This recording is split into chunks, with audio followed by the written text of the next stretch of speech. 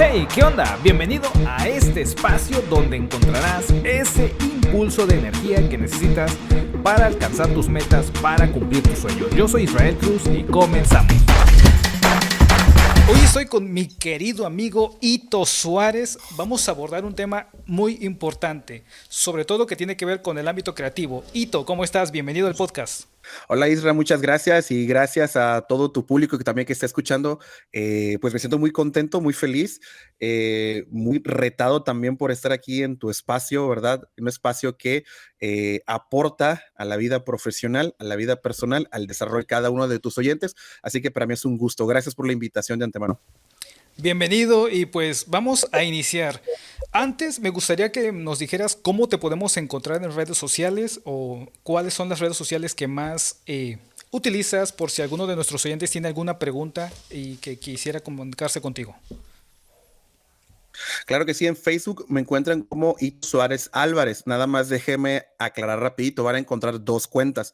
Las dos cuentas son mías, solo que de una, la primera, no me da cuenta de ella, la perdí. Para mi mala fortuna, Facebook me envía los mensajes de acceso a otros que ya no poseo, entonces es imposible que yo la recupere. Y van a aparecer dos. La segunda, que es donde aparezco con un traje, esa sí es la buena porque ahí tengo acceso, ahí me pueden encontrar. Y en X, antes Twitter, me encuentran como @ps_Ito Suárez. Así me encuentran y pues por ahí andamos. Son las redes que más uso. Excelente. Ito, ¿eres de Tabasco originalmente o no? ¿O solamente radicas ahí? Eh, digamos que sí, de sangre soy tabasqueño. Mi papá, mi mamá es de Tabasco, aunque mi acta de nacimiento dice que soy, si yo allá nací mientras mis papás estaban estudiando, y aunque sí crecí parte de mi infancia y volví a regresar a Hermosillo, yo me considero más del sur, más de Tabasco que de Hermosillo, Sonora, sin ofender a los de Sonora. Ok, Ito tiene gran experiencia en cuanto al tema de exposición. En promedio, interactúas con un público cada fin de semana, expones cada fin de semana y algunos días entre semana, haciendo cálculos, expones más de 100 veces al año, más Sí. las ocasiones que te toca o que te invitan. Cuéntame, durante ese proceso, ¿cómo surge la idea para una exposición o qué factores influyen en la elección del tema? Pregunta muy importante y creo que ahí parte todo, ¿no? A la hora de comunicarnos o exponer un tema.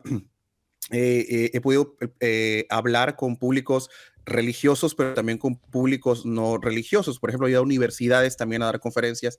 Entonces, ¿de dónde parte la idea para la selección de un tema?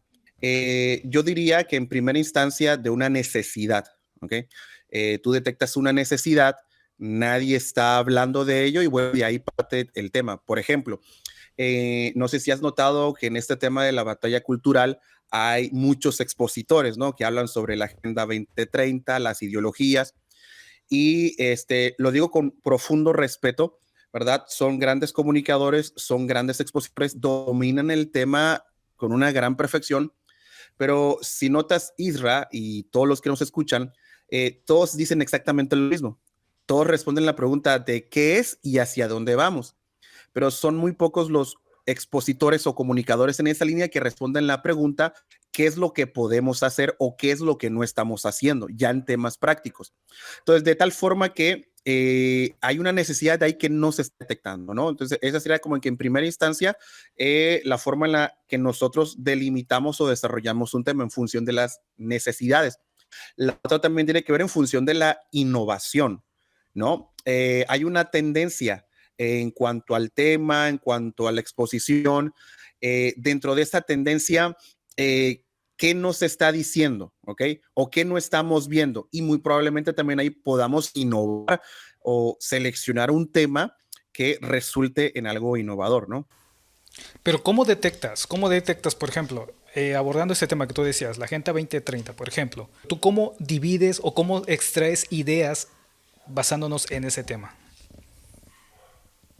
Ok, lo primero que hago o lo primero que yo recomiendo para extraer ideas, pues sería primero escuchar. Un buen expositor no es buen expositor si no sabe escuchar, primero escuchas, ¿no?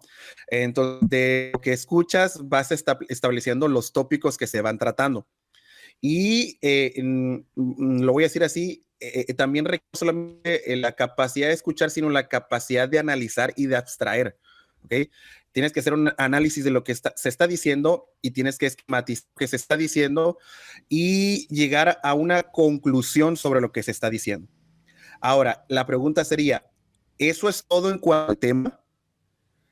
Y para eso tú tendrás que nutrirte ya no solamente de lo que los otros están diciendo, sino nutrirte del tema también, ¿ok? Para no volverte un repetidor de información de lo que otros están diciendo, entonces tú entrarías en función, ¿no? O en un papel también de investigador en ese sentido, ¿no? Y una vez que ya tienes analizado, ya tienes abstraído, tienes esquematizado todo el tema, por cuenta propia también estudiar acerca del tema para detectar qué nos está diciendo, ¿ok? O qué se está diciendo mal en un sentido, ¿no? Ya sea que entres para innovar en un tema o ya sea que entres para debatir en un tema, ¿no? Entonces, creo que esa sería como que la forma. Escuchar, analizar, abstraer, sectorizar o departamentalizar esa información, nutrirme del tema y ya entonces yo podré delimitar qué es lo que se está diciendo o qué es lo que no se está diciendo o qué se está diciendo mal en dado caso. Correcto. ¿Consideras que esas cuatro claves o esos cuatro pasos o fases son claves para el desarrollo del tema? ¿O hay más? ¿Podrías agregar algún otro? Ah, creo que son importantes, creo que son claves para el desarrollo de un tema. Se pueden integrar otros factores u otros elementos para desarrollarlo. Mm, creo que sí, pero creo que estos abarcan todo, Claro. ¿ok?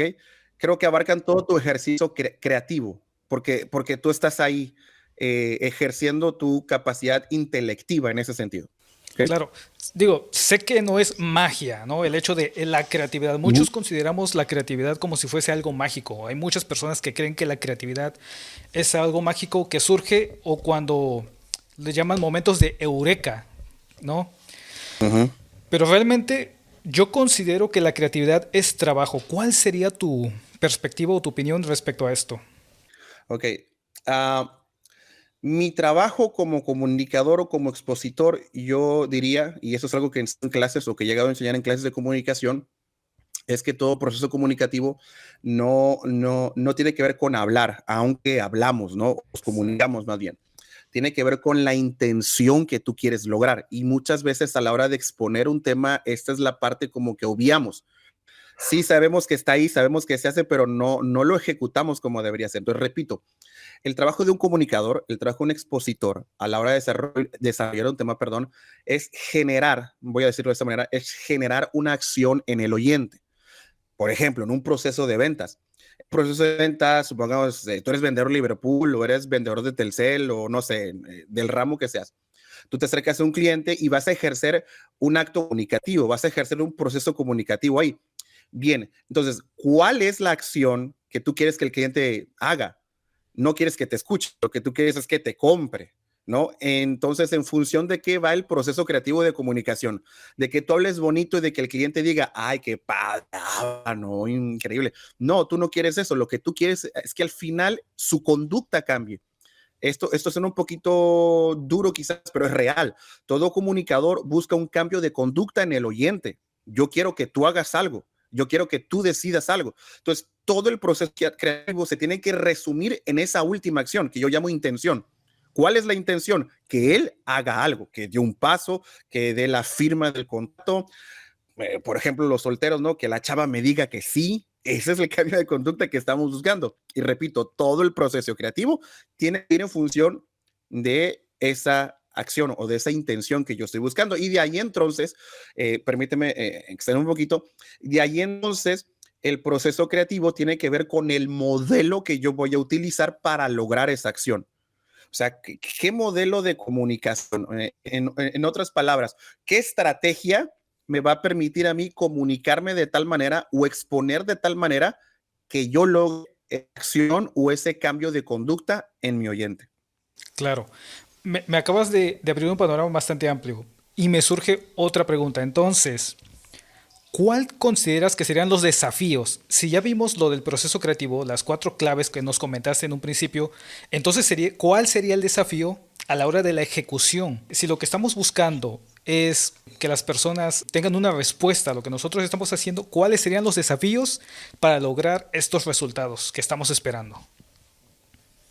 Bueno, yo creo que el primer gran desafío tiene que ver con la disciplina, disciplinarnos a esa estrategia, a ese proceso creativo o a ese modelo de comunicación que vamos a ejecutar, porque todos obviamos el acto de comunicarnos o el acto de exponer. No, pues es que yo ya lo vengo haciendo desde la primaria o desde la secundaria.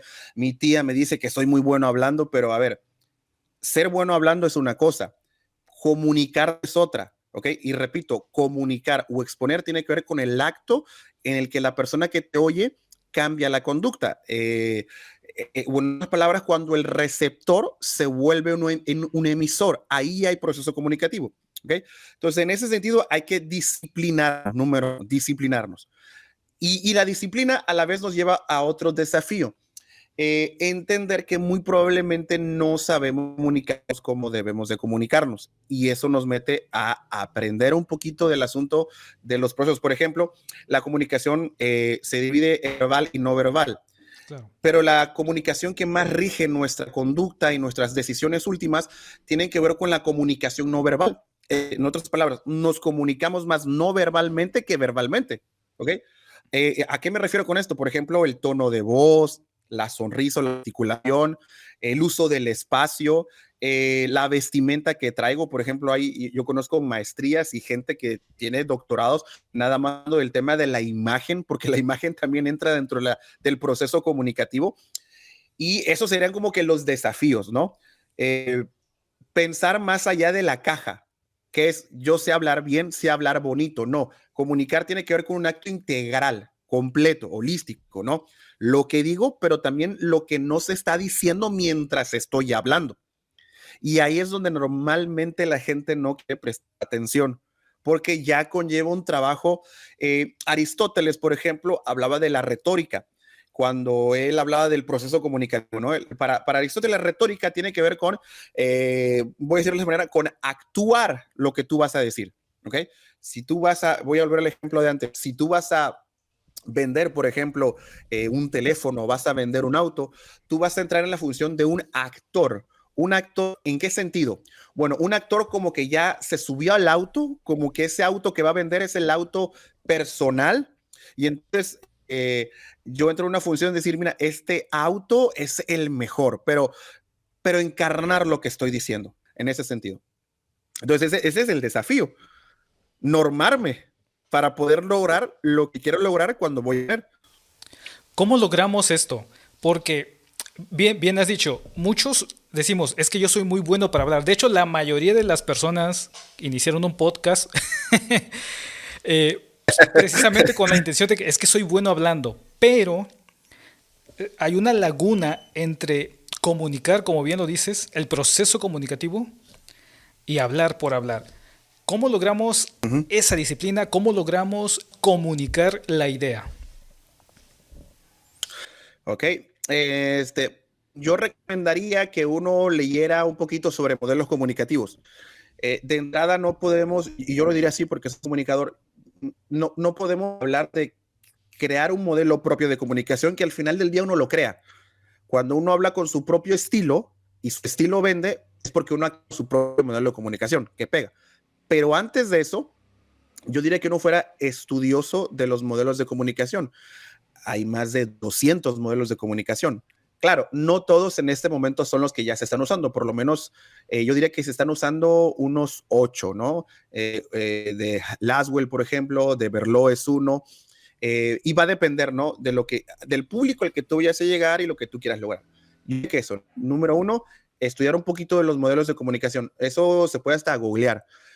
O si ya estudiaste una licenciatura, por ejemplo, y estás interesado en el tema porque, no sé, te vas en el rubro de las conferencias o de las pláticas o el coaching, por ejemplo, Hay universidades que te preparan como máster en comunicación y ven precisamente los modelos comunicativos que están en boga o están en tendencia en ese sentido. La otra cosa que bien pudiéramos hacer, pues, y esta parte también hay que entenderlo, es entender al oyente, entender a quién yo le voy a hablar, porque eso me va a permitir anticipar mi proceso comunicativo. ¿Ok?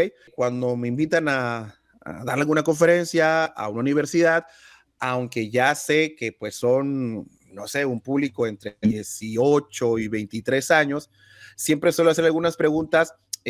¿Son solamente mujeres o son solamente hombres? ¿O de qué carreras son? ¿Son carreras abiertas?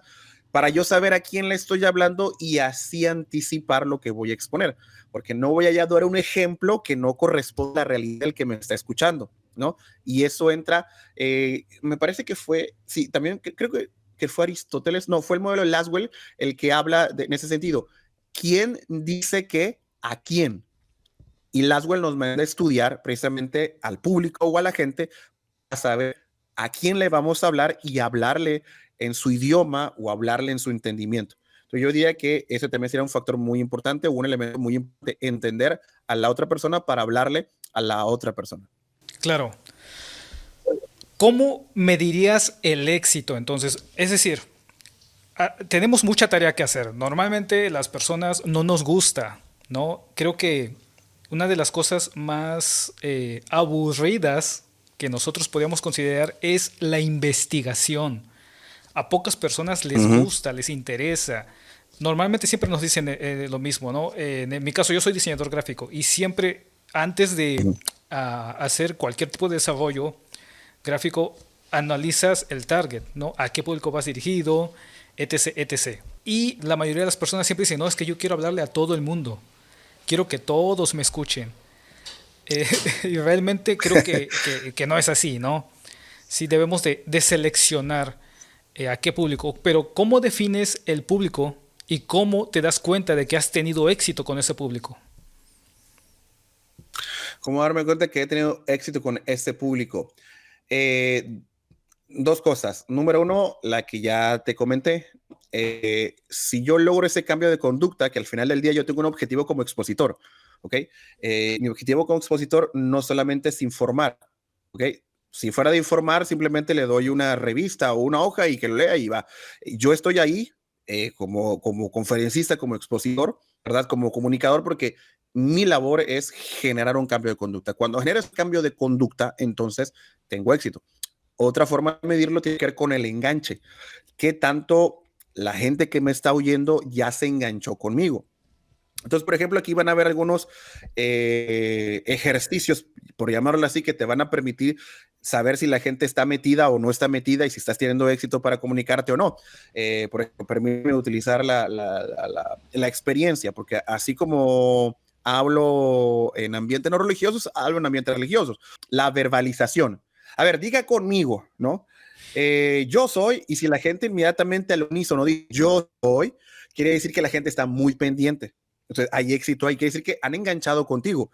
Y así como te están siguiendo en ese momento, bueno, ya tú sabes que puedes seguirle dando, ¿no? El hilo de pensamiento cuál estás llevando, ¿no? Entonces, sería una técnica, ¿no? Como que verbalizarlo. Este, son las dos que se me vienen de momento, ¿no? En cuanto a eso, ¿no? El cambio de conducta y el nivel de enganche o el nivel de empatía que la gente tenga contigo. Claro, antes de comenzar el podcast yo te envié unas estadísticas del público promedio que nos sigue, pero me llama la atención también y me gustaría que tocáramos un poco ese tema. Las nuevas generaciones, hay muchos que son muy buenos para hablar en público o desenvolverse en redes sociales, pero también mucha de esa generación carece de esas habilidades blandas. ¿Cómo podrían ellos desarrollar eh, un modelo de comunicación para su generación? Esa es una gran pregunta. Parto de lo siguiente. Yo manejo algo que se llama la ventana de atención a la hora de enseñar de comunicación, ¿no? Y la ventana de atención de las nuevas generaciones es mucho más corta, ¿ok? Su ventana de atención está oscilando en 16 a 32 segundos. Lo explico de la siguiente manera. Tú le hablas a un adulto, no sé, de 60 años Es posible que una persona te ponga atención por 1 hora sin haberse distraído por lo menos unas 5 o 6 veces. Es imposible, ¿ok? Por muy buena que sea la presentación. Pero la ventana de atención va a variar de generación en generación. De 60 años se va a distraer quizás 1 o 2 veces, pero ya alguien de 13 a 17 años va a estar irremediablemente viendo la hora del teléfono, le llegó una notificación y eso sucede cada 17 o 32 segundos. Entonces, la comunicación para las nuevas generaciones tiene que ser altamente estimulante. Ok. Yo no me puedo parar ahorita, por ejemplo, y ese es un reto para mí. Eh, yo no puedo parar ahorita, si me invitan mañana a una universidad, por ejemplo, yo tengo que pensar que los chicos que están ingresando, por ejemplo, si es una plática de propedéutico, son chicos de 18, ya nacieron con una internet consolidada. Ellos no saben lo que es conectarse con el cablecito y que el teléfono suene o que se conecte. Entonces, su ventana de atención es más corta. Entonces, mi presentación no solamente puede ser oratoria, no solamente me la puedo pasar hablando o lo haría con los adultos, tiene que ser estimulante. Entonces, yo aquí ya me tendré que valer de otros elementos, como por ejemplo lo audiovisual. ¿Ok? Lo que yo estoy diciendo mientras yo estoy hablando, no sé si hay una pantalla detrás de mí, esa pantalla también tengo que estarla usando. Y aquí está el error de muchos. Muchos seguimos usando, o bueno, yo no, no en el caso, pero lo generalizo, Claro. todavía se sigue usando como cuando exponíamos en la secundaria. Simplemente poníamos letras y leíamos las letras y explicábamos las letras que todo mundo veía en el salón y que obviamente hemos leído antes, ¿no? Entonces, no me refiero a eso, sino me refiero a que mientras yo estoy hablando, se está ejecutando una acción sin que yo necesariamente tenga que verlo, pero también le mando un mensaje a la gente que está entre el público, ¿no? Yo como expositor a veces lo hago porque a veces se puede, a veces no se puede según el lugar a donde te inviten, pero por ejemplo en mi congregación lo que yo siempre hago es, siempre mi sermón está resumido en 5 o 6 frases. No importa si no te acuerdas de todo lo que hablé, no importa, créeme, estoy preparado para eso, pero por lo menos sí tú puedes definirme mi sermón en 5 o 6 frases que están pasando en la pantalla. De pronto puedo estar hablando de algo y mientras lo estoy hablando, en la pantalla aparece una frase que tú puedes tomar una fotografía y nos pasa mucho eso. La gente toma fotografías y le sube sus estados. ¿Ok? Lo que ellos no saben es que cada frase que están subiendo sus estados lleva un hilo conductor que tú puedes encontrar la conclusión del mensaje sin haber escuchado el mensaje. Y eso es estimulación. Algo pasó en la pantalla mientras yo estaba hablando. O también, por ejemplo, el uso del escenario, que también es algo muy importante. Eso entra dentro de la comunicación no verbal, se llama proxemia, ¿ok? Tiene que ver con el uso del espacio. Entonces, cuando nosotros utilizamos, por ejemplo, luces azules o rojas o verdes, todo eso también interviene en la estimulación o el entendimiento del mensaje, ¿ok? Vuelve una experiencia, perdón la palabra, inmersiva, ¿no? La comunicación ahora tiene que ser mucho, por estimulante me refiero a que tiene que ser más inmersiva. La gente tiene que sentir y estar ahí mientras tú estás comunicando algo. No solamente escuchar algo, es muy difícil para nuevas generaciones escuchar y cambiar. O sea, generar la acción que como comunicador o expositor quiero. No, tiene que ser estimulada, ¿no? Para que lo haga. Claro, esta mezcla de lo que tú me comentas, tanto de cómo la nueva generación puede o debe desarrollar su comunicación, como también cómo comunicarse con ellos, y cómo hacer el uso del escenario y todo lo que me acabas de mencionar, me hace recordar, a ver si tú me puedes comentar algo al respecto, que existen por lo menos tres tipos de público. Alguna vez lo escuché. Los kinestésicos, los auditivos y los visuales. Sí, tiene que ver con, esto es psicología, en comunicación también lo vemos dentro del apartado de la comunicación no verbal, pero tiene que ver, así como lo comentas, tiene que ver con la percepción que cada uno tiene y cómo uno aprende al final del día, ¿no? Cómo uno logra comprender. Y hay gente que logra comprender audiblemente. Te repito, por ejemplo, no sé si los que nos escuchan, váyanse, digo, no sé si lo practican últimamente, pero yo recuerdo cuando era niño, tú veías en los parques antes y veías a los viejitos y cuando un viejito se acercaba a tu abuelito, Dios mío, tú decías, no, ya se van a agarrar en una gran plática. Pues son auditivos porque a ellos les encanta escuchar y para ellos ningún problema escuchar. Pero hay gente que aprende audiovisualmente. ¿Qué quiero decir con esto? Que es muy meticulosa en los detalles que hay en la imagen. ¿Ok? Creo, para mi gusto, para mi experiencia, que estamos en una generación que mezcla las tres. Es Ok. cuando tú lanzas un flyer o un póster, por ejemplo, tú tienes que lanzarlo pensando en esto, ¿no? Lo visual, Dios mío. Por ejemplo, en mi caso, como yo sé que hay gente que es visual, mi presentación, lo que hay atrás en la pantalla, también tiene que cumplir con ciertos cánones estéticos, ¿ok? No puede ser simplemente la presentación que PowerPoint por default, porque ya eso todo el mundo lo conoce, eso ya no despierta interés. De hecho, si yo lo hiciera, las nuevas generaciones dirían, ay, no, ya mi papá me va a sacar una diapositiva de PowerPoint. Entonces, aunque sí es una diapositiva, tengo que diseñarla de tal forma que sea algo más intuitivo, algo que te agrade. ¿Por qué? Porque hay gente que lo aprende de manera audiovisual. Y el kinestésico tiene que ver con el afecto, es decir, tiene que ver conmigo y cómo yo estoy comunicando las cosas de manera no verbal, ¿no? De manera corporal o con mi gesticulación. No es mismo decir, no, pues la firma de este contrato te va a cambiar la vida, a decir, no, mira, ¿sabes qué? Acabas de tomar la mejor decisión de tu vida. Yo ahí estoy ejerciendo una emoción, ¿ok? Cuando estoy gesticulando, hay una emoción que intento emular, ya sea por falsedad o ya sea porque de verdad lo creo, pero lo estoy gesticulando. Y al gesticularlo me estoy comunicando emocionalmente con mi cliente o con la persona que tengo frente a mí, y esa comunicación no verbal, que es comunicación emocional al final del día, también le va a permitir a él decir, bueno, creo que también estoy tomando una buena decisión. Hacia allá responde lo kinestésico, ¿no? Lo que ocurre acá, lo que ocurre conmigo, hacia mi cliente. Así, aunque se escuche feo, te está viendo a ti y cómo tú estás diciendo las cosas para saber si toma esa decisión o no toma esa decisión. Pero hay gente que está viendo lo que está en la pantalla, lo que está en el escenario, le está prestando atención a todo eso para ver si toma la decisión o si comprende o si te crea lo que tú le estás vendiendo, lo que tú le estás diciendo, ¿no? Esa sería como que la diferencia entre uno y otro, y esa sería la respuesta. Tiene que ver con percepción, tiene que ver con comprensión y tiene que ver con aprendizaje. Fíjate, me recordaste dos cosas. La primera que yo soy muy visual, altamente visual. La mayoría de las cosas que aprendí de tecnología fue viendo. Muy poco escuchando, pero sí más viendo. Por ejemplo, aprendí a tocar la guitarra solamente viendo al maestro, porque yo no asistía a las clases de guitarra. Yo nada más pasaba, me quedaba 2, 3 minutos viendo y después iba y lo tocaba y no se ve ni qué era. Lo segundo, hablaste de una conexión emocional. Y creo que eso es muy importante. ¿Qué papel crees que juega la conexión emocional durante la exposición? Sumamente importante, porque normalmente cuando uno está empezando en el tema de la exposición, uno es impersonal. Yo empecé siendo sumamente impersonal. Yo iba a lo que iba, o sea, a darte los datos, a darte la información. Ya terminó mi tiempo, vámonos, ¿no?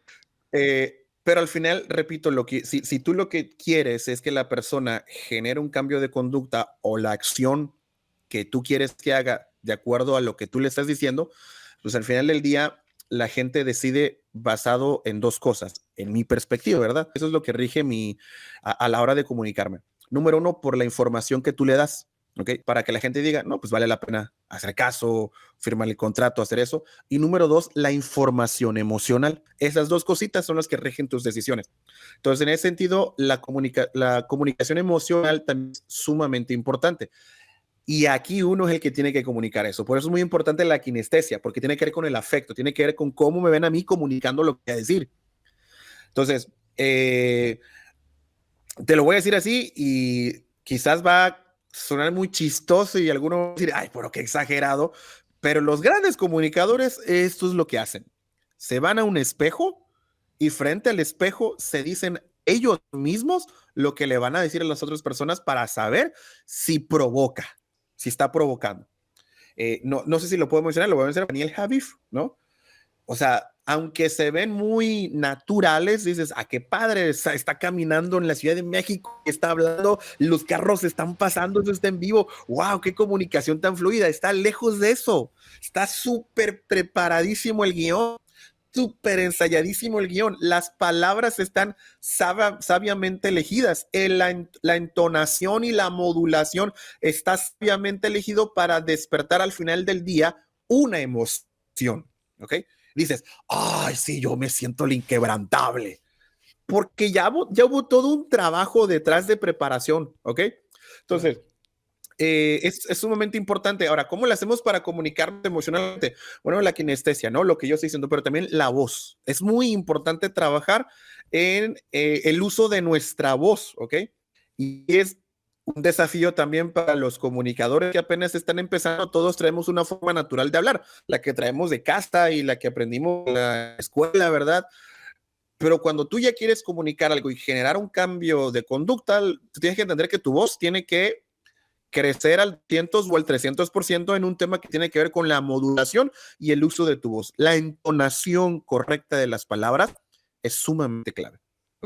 El uso de los silencios también es sumamente clave, porque hay gente que dice, bueno, tengo buena entonación, pero no para de hablar, no para de hablar. Y como no para de hablar, no genera un espacio para que la otra persona pueda reflexionar e ir tomando sus propias conclusiones. Es muy importante también manejar los silencios adecuadamente, ¿no? Para comunicar al final del día emocionalmente de manera efectiva. Tú que expones con frecuencia, no sé si en algún momento durante tus exposiciones has hecho experimentos para ver cómo responde tu audiencia. Por ejemplo, yo hace un tiempo estaba escuchando unas técnicas sobre el manejo de la voz y mencionaba que lo decía por niveles. El expositor lo decía por niveles: nivel uno, nivel 2, nivel 3 y nivel cero. Nivel uno era como un susurro, nivel 2 era algo más emocionante, nivel 3 era como algo excitante y nivel cero era silencio. Y decía que de todos el más poderoso es el silencio. ¿En algún momento durante tus exposiciones has experimentado estas cosas con tu audiencia? Trato de usarlas, definitivamente que trato de usarlas. Eh, a veces me sale natural, porque hay cosas que cuando ya estás exponiendo en crudo, en vivo, dices, ya testé el ánimo, la atmósfera del público al que estoy oyendo, entonces ya lo haces de natural. Hay veces que lo sacas preparado. A veces lo sacas preparado, a mí me ha pasado, ya lo tengo preparado, pero no me sale. ¿Okay? Entiendo. No me sale. Okay. Entonces, ¿por qué? Porque la audiencia que yo creía que iba a ser al final del día no es como lo esperaba. Entonces, sobre la marcha, y aquí tiene que ver con un tema ya de mucha práctica, ¿ok? En lugar de poner nervioso y decir en tu mente, híjole, que no me está saliendo, que sí, en efecto, no te está saliendo, tú ya tienes que venir preparado con 3 o 4 escenarios y decir, bueno, no me salió, vamos con el paso B o vamos con el paso C para recuperar la audiencia. He utilizado, repito, esos 4 del silencio precisamente, porque el silencio me permite entrar a mi siguiente enunciado de la oración con una voz no tan elevada, sino con una voz tenue que suene a profunda, que ojalá se logre dependiendo de la persona que esté ecualizando, ¿verdad? Ese también es otro factor. Si la persona que está ecualizando en la cabina es profesional, entonces esa voz tenue o esa voz profunda, ¿por qué la doy así? Después de un silencio. Porque yo el silencio lo utilizo para que la persona reflexione sobre una decisión que tiene que tomar. Y cuando enseguida le doy el espacio, estamos hablando de 2, 3 segundos, tampoco así como que 15 segundos, le doy el espacio de ese silencio para que reflexione y entro con una voz profunda, tenue, no tan alta. Entonces lo que estoy haciendo es afirmarle a él que la decisión que acaba de tomar o que no está tomando, ya sea es la correcta o es la incorrecta. Claro, creo que también el espacio y el silencio da tiempo al cerebro de procesar ciertas ideas claves que acabas de exponer. Sobre todo creo que normalmente se aplica después de una frase profunda, ¿no? De esas frases matonas que dices. ¿Con qué tanta frecuencia crees que deberíamos usar los espacios, los silencios? Eh, yo diría que unas 2 o 3 ocasiones, porque toda tu exposición al final del día se resume en una acción global que quiere que realice. Claro. Esa es una, ¿no? Tú tienes un objetivo en mente, no tienes 3 ni 4. Si tienes 3 o 4 objetivos, ya eso ya va a tronar horrible. Tú tienes un objetivo muy claro que es lo que mueve toda la información y todo el proceso creativo o comunicativo que tienes por delante. Entonces, en función de ese objetivo global, tú tienes que sacar 2 o 3 decisiones a lo largo de toda la plática que vayan preparando el terreno, por así decirlo, ¿no? Supongamos que tu objetivo global es que todos tus clientes que te están escuchando en una conferencia sobre inteligencia financiera o educación financiera o sobre preparación, ¿no?, del retiro, tú lo que quieres al final del día pues, es que te firmen el contrato del libro, ¿no? Vamos siendo honestos. Claro, Toda tu claro. plática ha girado en eso. Yo quiero que por lo menos unas 20 o 30 personas al final se me acerquen y firmen el contrato. Es tu objetivo global.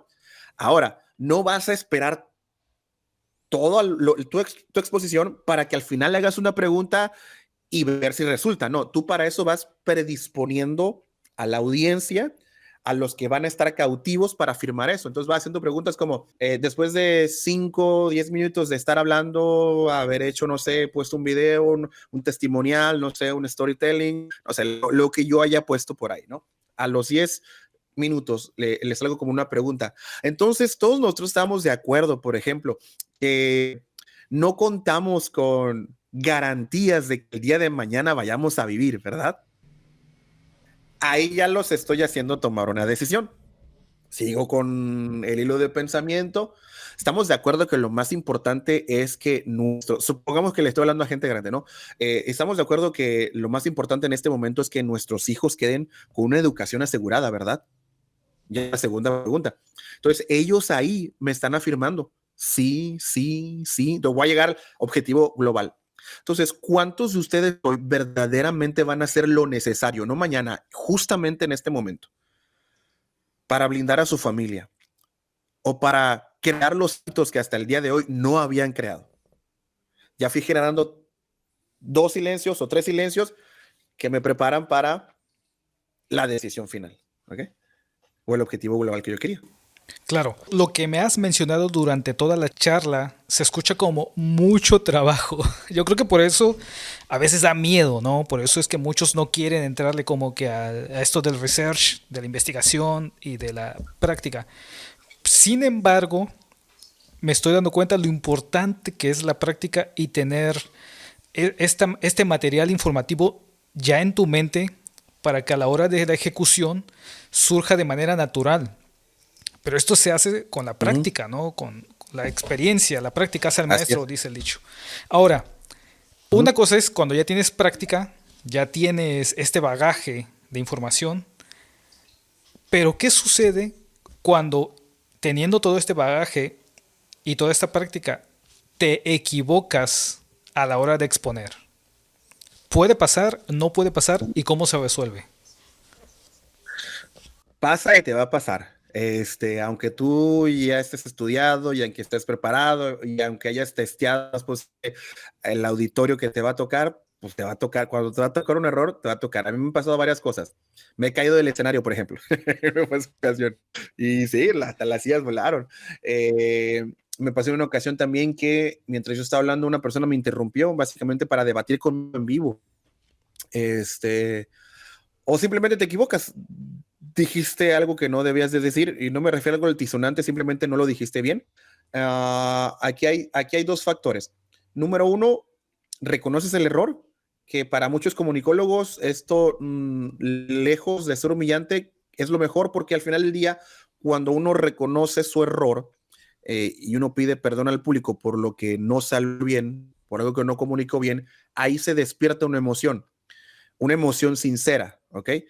Y la gente empatiza, ¿ok? Eh, Lamentablemente a muchos de los políticos esta parte de la comunicación como que no la tienen bien programada, ¿verdad? Pero les ayudaría mucho a reconocer los errores, ¿no? Comunicativamente hablando. Lo otro es volverlo factor dentro de tu exposición, aunque no lo tengas programado, ¿ok? El día que yo me caí, por ejemplo, que lo podemos tomar como un error, me caí cuando me levanté inmediatamente, pues sí me sentía avergonzado porque me caí. O sea, ¿quién está preparándose para caer? Si qué oso caerte, la gente te ve y se ría. Claro. O sea, sí te saca de onda. Inmediatamente me recompuse y dije, esto lo voy a volver factor. Y dije, sí me están poniendo atención, ¿verdad? Y soltaron todavía más la carcajada. Mi tensión bajó. ¿Por qué? Porque cuando cometemos un error, también hay que reconocerlo, eh, hay como que cierta tensión en nosotros, porque existe esa sensación como de que perdimos el control y sí, ocurre, ¿no? Precisamente si te salió mal es porque perdiste el control de algo, ¿ok? Pero a tomarlo como factor, ¿verdad? Bueno, cometí un error, lo voy a usar a mi favor, te permite a ti precisamente destensarte, ¿no? Destensar un poco también a la audiencia, porque también la audiencia entra en juego cuando cometes un error, porque en algunos casos vas a escuchar como un ¿no? O sea, como que y dices, Dios mío, se vuelve una experiencia caótica. Pero cuando lo usas a favor, pues, la gente conecta contigo inmediatamente y vámonos para adelante. Claro, creo que es algo que muchas personas es a lo que más le temen. Por eso muchas personas no se atreven a hablar en público o a exponer porque tienen miedo a equivocarse. No sé si recuerdas o entenderaste que hace unos meses una de las precandidatas a presidente de aquí, de nuestro país, estaba en un meeting y se le cae el teleprompter. Y dice, ay, se me cayó el teleprompter. Y se quedó en silencio. A mí me mató. Yo quería arrancarme, jalarme los pelos. Y decía, ¿cómo puede ser posible que dentro de tantos años, tantas veces que has hablado frente al público, no te salga algo para poder improvisar? ¿Cómo podemos manejar algo, por ejemplo, como eso? ¿Qué podríamos, tú qué hubieses hecho en esa situación? Ah, es un sí y es un no. Lamentablemente, los asesores de comunicación política de muchos de los actores que vemos en las televisiones y sobre todo ahorita que postulándose para la presidencia, son personas que viven en tensión. Yo te diría, por la experiencia que tengo en cuanto a comunicación, lo hubiese aprovechado como un momento de mayor sinceridad, ¿ok? Como una herramienta a favor. Sabemos que los políticos son gente que para sus discursos, sí, muchos de sus discursos son preparados por comunicadores, también, no necesariamente le sale del corazón, salió de 20 comunicadores que tienen ahí guardados en la oficina, ellos nada más están reproduciendo el mensaje, por así decirlo, ya lo sabemos. En este caso, pues pasamos la hoja escrita en el podio de antes a los teleprompter, ya lo sabemos. Lo pudo haber usado a favor, y por primera vez, no sé si en la historia, pero moderna, ¿no? Pero por primera vez en esta campaña, haber utilizado eso a favor y decir algo de su ronco pecho, que creo que le iba a sentar bien. Ahora, ¿por qué creo que no lo hizo? ¿Por qué creo que se quedó en silencio? Porque también cada palabra que ella dijera se iba a volver objeto de burla, de aprobación, de crítica y pues bueno, no se quiso aventar el ruedo al final del día. ¿Okay? Esto nos habla también de la práctica comunicativa que tiene. ¿Okay? Lamentablemente como son gente a la que le preparan todo, simplemente se dedican a reproducir. Si fueran personas que lo estuvieran hablando, lo estuvieran considerando, le pudo haber salido y lo pudo haber hecho sin ningún tipo de problema. Claro, creo que era una buena oportunidad para crear una conexión emocional con la audiencia, ¿no? Como bien Así lo es. mencionabas. Ahora, en casos como estos, ¿qué hacer cuando tienes un bloqueo creativo? Cuando no sabes qué decir o en todo caso cuando no sabes, como decíamos al principio, qué mensaje dar o qué lo que vas a exponer no surge. Ok, supongamos, no sé, que estás hablando y de pronto se te apaga el iPad. Se te Se vuela. te apagó el Mira, iPad. a mí me pasó que estaba en un evento y el expositor estaba dando su plática y todo, pero no tenía ni iPad ni teleprompter, tenía hojas. Hojas. Y como era la Ajá. intemperie, vino un golpe de aire muy fuerte y salieron volando sus papeles. Y se quedó de a seis. Y de verdad yo dije, ¿y ahora qué va a hacer? Bueno, alguien fue, se los buscó, se los trajeron, pero en el transcurso hubo risas, hubo silencio, pero no se aprovechó el tiempo. ¿Qué pasa, no, en esos casos? Ujú.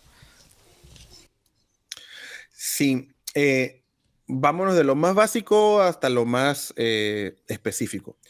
Si estás empezando en el arte de exponer, en el arte de hablar en público, estás empezando, yo te diría, llévate 2 o 3 recursos donde tú tengas lo que vas a decir, ¿ok? Porque todo lo que estás escuchando requiere, como bien decías, requiere además de conocimiento, requiere mucha práctica. Y uno no nace sabiendo hablar correctamente. Entonces, yo hace 10 años no exponía como estoy exponiendo ahora. Conforme fui creciendo, fui avanzando, fui desarrollando, fui aprendiendo, fui actualizándome hasta ser el comunicador que hoy soy. Y dentro de 10 años estoy seguro que no voy a comunicarme justamente como lo estoy haciendo hoy, por la experiencia de vida. ¿Ok? Entonces tú estás comenzando, tienes que entender que todavía no tienes toda la experiencia para pensar en el escenario, por ejemplo, en la comunicación emocional.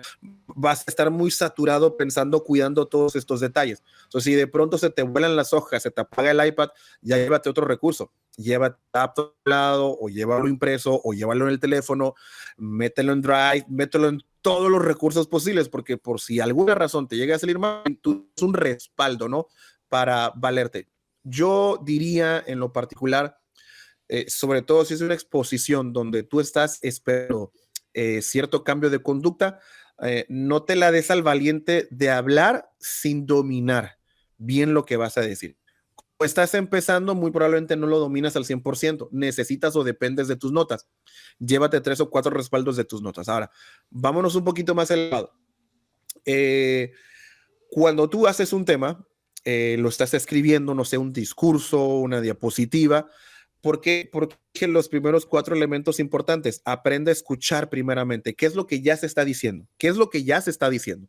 Si tú no escuchas, tú no puedes hablar. Eso es bien importante. Si tú no sabes escuchar, tú no sabes hablar. Entonces, ¿qué es lo que se está diciendo? Número 2, analiza lo que se está diciendo. Número 3, disecciona o departamentaliza lo que se está diciendo y de ahí va a salir lo 4, donde tú vas a innovar o la necesidad sobre la cual tú vas a estar que nadie está hablando en ese momento. Ese ejercicio creativo, que es un ejercicio intelectivo, va a hacer que mucha de la información al final del día quede grabado en ti. Quizá no como lo llevabas en tus notas, pero una cosa sí va a quedar muy clara. ¿Cuál fue tu objetivo global? ¿Ok? Y entonces, aunque tengas un bloqueo sobre qué seguía, o creo que no estoy haciendo match con la gente. Tengo algo preparado y no se me ha volado, no se me ha roto el iPad, todo está bien, pero como que no genera un match con esta gente. Al final del día, lo más importante no es que hables por 45 minutos si es lo que te dieron. Lo más importante es que se logre el cometido, objetivo global. Sobre toda cosa, tienes que volverte, perdón la expresión, un perro guardián de lo que tú quieres lograr. ¿Ok? Y como tú quieres lograr eso, todo lo demás puede cambiar. No pasa nada. Que cambie, que arda, pero que se logre tu objetivo final. Esto ya requiere un nivel de experiencia y de preparación y de dominio del tema mucho mayor. ¿Ok? Yo conozco gente que literalmente se sube a un escenario y parece que está hablando. Digo, además de tener mucha experiencia de vida y mucho bagaje ya en cuestión de la comunicación, saben lo que quieren decir, saben lo que quieren lograr, ¿no? Y ya saben cuándo meter una anécdota, por ejemplo, cuándo verbalizar con el público, cuándo inclusive llorar, cuándo gritar, porque ya tienen un dominio del tema, ¿ok? Claro, pero eso te da la experiencia, los años y la práctica, ¿no? Así Ahora, es. no sé si te ha pasado, a mí me ha pasado un par de veces y es uno de los peores miedos que en lo personal tengo. Estar a mitad de la charla, a mitad de la exposición y que se me genera una laguna mental. Es decir, me fui a pasear a otro lado y después regreso y no sé lo que estaba diciendo y no sé lo que sigue. No sé si te ha pasado, a mí me ha pasado y mi recurso en esos momentos es hacer algunas cuantas preguntas al público como para que me recuerden dónde me quedé. Pero, ¿tú qué harías en ese caso? Dime, ¿te ha pasado y qué has hecho o qué harías en esos casos? Me pasó las primeras veces y esa es una apreciación, ¿no? Personal, valga la redundancia, tiene que ver con notas. Una de las cosas que yo enseño cuando enseño milética, que tiene que ver con el arte de predicar, por ejemplo, que tiene que ver con lo mismo con hablar en público, es fundamental tus notas. ¿ok? Tus notas, cómo escribes notas. Y, por ejemplo, me ha pasado que hay gente que prepara su homilética, lo que va a decir, y todo está escrito en 4 hojas, está bien, está justificado, Time New Roman, viñetas y todo asunto, pero yo le pregunto, si de pronto, brother, porque estás viendo a la gente cuando le estás hablando, volteas a ver tus notas y te pierdes porque toda la tipografía es exactamente igual, Igual. negro y blanco, no sabes por dónde quedó, ¿cómo le vas a hacer para retornar? Porque no te la puedes hacer como que, ay, espérenme, déjenme dónde me quedé, porque sí pasa, ¿eh? Sí Claro, pasa. sí. Entonces, el cómo tengas tus notas determina mucho qué tan rápido vas a volver al hilo de pensamiento, ¿ok? Sí pasa, porque sí pasa. De pronto me pasaba, por ejemplo, antes que yo soy muy proxémico. A mí me gusta moverme mucho en el escenario, esa es la verdad. Y de pronto me pasaba que me alejaba mucho del podio y se me olvidaba la idea que seguía. Ok, Entonces sí, lo sí, que sí. hacía, sí, digo yo, estoy muy lejos de mis notas como para volver, pero tampoco no, estoy en una posición donde no pueda regresar porque no sé lo que voy a decir, ¿no? Entonces lo que hacía era que pues, me regresaba. Era yo novato. Ahora lo hago de una manera muy distinta. Repito, número uno, las notas. Entonces, por ejemplo, yo cuando escribo, las ideas importantes tienen cierta tipografía y cierto color. Lo que es relleno simplemente para fortalecer la idea principal tiene otra tipografía. Las que son frases matonas, permíteme decirlo así, frases matonas que aparecen Claro. en la pantalla, yo sé cuáles son, también las tengo con otra tipo. Si no las tengo con tipografía, por lo menos lo tengo subrayado o con marcatexto de diferentes colores. Y así sé más o menos en qué punto me encuentro de lo que estoy hablando. Tampoco con esto quiero que piensen que todo el tiempo estoy viendo mis notas, porque no, ya me preparé, yo mismo escribí lo que voy a decir, obviamente ya lo domino, pero es imposible que sostenga toda esta información de 50 minutos completamente en mi cabeza. Entonces lo que hago es ejerzo notas, una flechita aquí, ¿verdad? Un subrayado diferente por acá y ya lo tengo sistematizado. No es como que según cómo me siente ese día que subrayo, no, ya lo tengo sistematizado.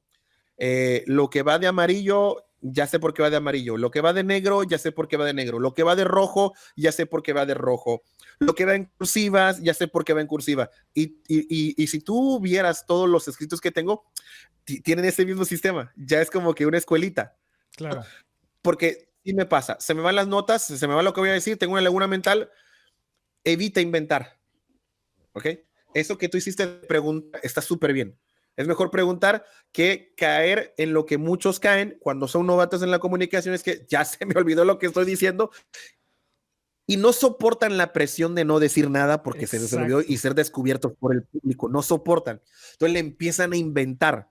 Ya, o sea, digamos que sí perdiste un poquito cuando se te olvidó, sí lo perdiste, pero no pasa nada, pues puedes regresar a tus notas.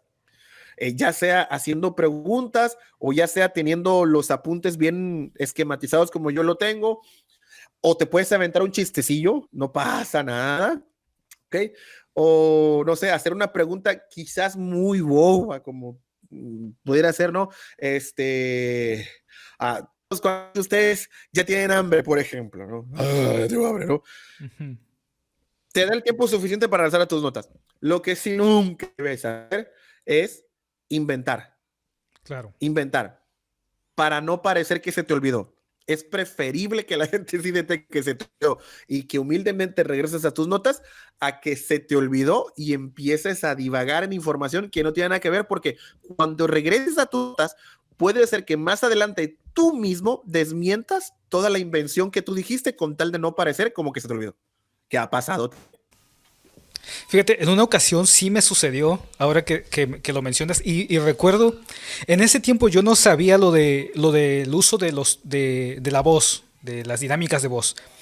Pero en ese momento sí dije que se me olvidó, pero lo dije muy dramáticamente. Se me olvidó. Así. Entonces la gente se ríe y la verdad creo que también tiene que ver con perderle el miedo al público y al escenario. Regresas a tus notas.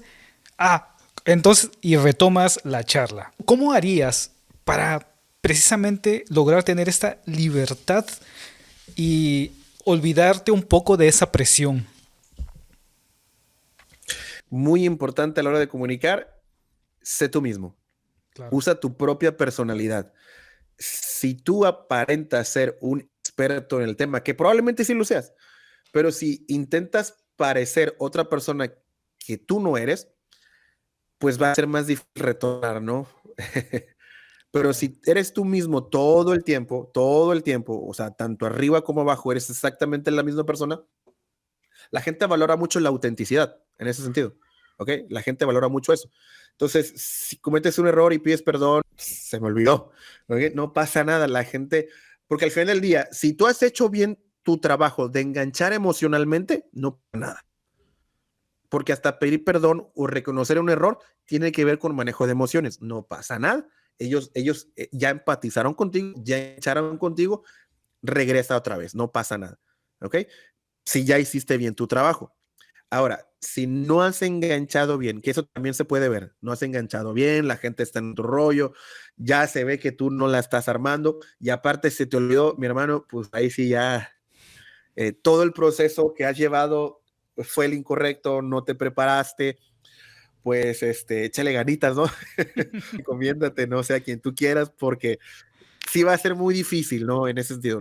Por eso yo digo que primero engancha y cuando engancha, en que un error, el público va a notar tu autenticidad y dale para adelante. Porque a mí me ha pasado muchas veces. Claro, digo, en tantos años que llevas exponiendo, como lo mencionamos en un principio, más de 100 sermones al año o más de 100 exposiciones al año, es muchísima experiencia. Ahora, vamos terminando ya este tema que de verdad ha sido muy enriquecedor. Yo creo que todas las personas que van a escuchar este episodio de verdad van a estar bastante agradecidos contigo, Ito, por todo lo que nos has regalado de tu experiencia, tanto práctica como académica, por tu profesión, que eres comunicador. Tengo dos preguntas antes de finalizar. La primera es, ¿con cuánto tiempo antes debes de prepararte? Es decir, ¿cuánto tiempo antes comienzas tú con tu proceso creativo? Yo lo particular lo comienzo 2 semanas antes. Y no necesariamente estoy sentado en una oficina escribiendo, no. Empiezo con una idea aquí, en la cabeza. Y esa idea aquí le estoy dando vueltas y vueltas y vueltas. Y me voy nutriendo de pensamientos que muchos de ellos a veces ni los escribo en el teléfono, o sea, simplemente ahí está, le estoy dando vueltas y vueltas. Yo diría que por lo menos en lo particular, por lo menos una semana le estoy dando vueltas solamente en la cabeza, solamente en la cabeza. Ya lo segundo que hago en mi proceso, pues es leer acerca de la idea que tengo en mi cabeza, porque o bien puedo repetir lo que ya se dijo sobre el tema que tengo en mi cabeza o puedo innovar. Siempre trato de innovar, ¿ok? En el tema, que lo que voy a decir siempre parezca así como que, mira, eso nunca lo había yo visto de esa manera. Y eso va desde el título, desde lo que vas a exponer, ¿no? Desde la introducción que tú utilizas. Oye, mira, eso no lo había pensado. Y ya eso ya lo enganchaste. Entonces, lo que hago entonces es nutrirme de todo lo que ya se dijo. ¿Qué fue lo que ya se dijo? ¿Ok? Para no decirlo exactamente de la misma manera o para innovar en ese tema. Entonces yo diría que unas 2 semanas de anticipación y por lo menos los últimos 4 días ya tienes tenido escrito toda la exposición para simplemente dedicarte a leer y a practicar el tema de la comunicación emocional, el tema del enganche, el tema de la kinestesia, el tema de lo audiovisual, el tema del uso del escenario, el tema de la modulación de la voz. Casi nunca llego yo así básicamente sin haber practicado o haberme preparado en esta ventana de tiempo que yo le dedico. Hay gente que, y tengo que decirlo, que abusa mucho de su don. Es que yo tengo un don para hablar. A ver, la gente simplemente te escucha, pero entre que te escuche y te siga hay mucha diferencia, ¿ok? Entonces, no abuses si crees que tienes el don de improvisación. No, yo diría a estas alturas, en pleno 2024, vamos hacia el 2030, con una inteligencia artificial que nos va a empezar a comer el mandado, con el metaverso abriéndose puerta. Mi hermano, creo que cada vez menos los improvisadores van a tener tanta capacidad frente al cambio de tecnología. Entonces, unas 2 semanas yo diría que te prepares para pensar tú mismo sobre el tema, unos 2 días para estudiarlo y escribirlo y los últimos 4 días para prepararte ya en el aspecto no verbal de lo que vas a decir. Claro, que creo que dentro de lo no verbal la voz es punto clave, fundamental a la Así hora es. de exponer. ¿Has usado inteligencia artificial ¿O la usarías en todo caso? Para, fíjate, me han comentado que con la inteligencia artificial hasta uno puede escribir el tema, ¿no? Le puedes decir, ¿sabes qué? Redáctame este tema con eso. Sí lo he visto, no lo he usado para desarrollar temas personales, no lo he usado. Sí he usado inteligencia artificial en otros elementos dentro de mi proceso comunicativo, por ejemplo, lo que pasa en la pantalla, ¿no? Pues a lo mejor la inteligencia artificial me sirve para poner el slide o la diapositiva que pongo en la pantalla de una manera animada mucho mejor o mejor presentado. Estas son las características que quiero y lo hace mejor. Eso reduce mi tiempo, ¿no? De estarlo haciendo, ¿no? ¿Sentido? Ok. Consejos finales. ¿Qué le dirías a las personas que están empezando en este proceso de exponer, que están a punto de graduarse de la escuela o entrar a su primer trabajo, alguna entrevista, etc.? Consejos que puedan servir de manera general para poder expresarse mejor y exponer mejor. Okay. Número uno, no pierdan la fe en sí mismos. No la pierdan, por favor, es muy importante. Si tú no crees en ti mismo como comunicador, pues la tuya tampoco lo va a hacer, ¿no? Así que cree en ti mismo, aunque en las primeras veces falles y vas a fallar, y es importante que falles. Acepta esa falla, es parte de lo que te va a ayudar a crecer. Pero tú no puedes aceptar esa falla a menos que creas, número uno, en ti mismo. Tienes que creer en ti mismo. Yo me acuerdo que yo empecé en esto de la comunicación.